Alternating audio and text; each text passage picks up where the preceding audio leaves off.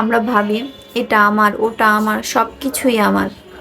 কিন্তু আপনি যখন এই পৃথিবী ছেড়ে চলে যাবেন, আপনার মৃত্যু হবে, তখন এই দুনিয়ার কোনো কিছুই কিন্তু আপনার সাথে যাবে না।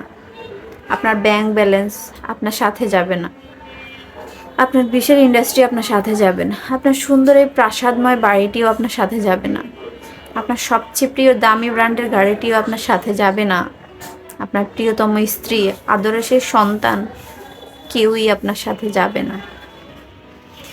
সারা জীবনের অর্জনকে দুনিয়াতে ফেলে রেখে আপনি নিঃস্ব হয়ে খালি হাতে এতিমের মতো এই দুনিয়া থেকে চলে যাবেন। আপনি যখন মৃত্যুবরণ করবেন, সবাই তখন শুধু আপনাকে তাকিয়ে তাকিয়ে দেখবে। আপনার প্রিয় ব্র্যান্ডের দামি ঘড়িটা, দামি মোবাইলটা, ব্র্যান্ডের দামি পোশাকগুলো আপনার প্রিয় ব্যক্তিরা আপনার শরীর থেকে খুলে নেবে। আপনাকে আপনার প্রিয় বেডরুমের সৌন্দর্য পালং থেকে, মসজিদ থেকে আনা খাটে শুয়ে দেবে। আপনার সেই প্রিয় বিছানাটাও আপনাকে ছেড়ে চলে যেতে হবে।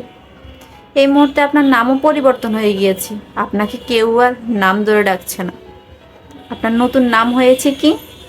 লাশ। এমন তো অবস্থায় আপনার সাথে আর কোনো কিছুই যাচ্ছে না, শুধু যাচ্ছে কি? শুধু যাচ্ছে আপনার ঈমান আর আপনার আমল। তাই যতদিন বেঁচে আছেন ঈমান আমল ঠিক রাখবেন। আসসালামু আলাইকুম। এই পৃথিবীতে মানুষের কাছে কিছু চাইলে মানুষ বিরক্ত হয়ে যায়, মানুষের দুয়ারে হাত পাতলে মানুষ ছোট মনে করে, মর্যাদাহানি হয়, অসম্মান করে। মানুষের কাছে যত চাইবেন সম্পর্ক তত ছিন্ন হয়ে যাবে, মানুষের কাছে যত চাইবেন আত্মীয়তা তত বিচ্ছিন্ন হয়ে যাবে।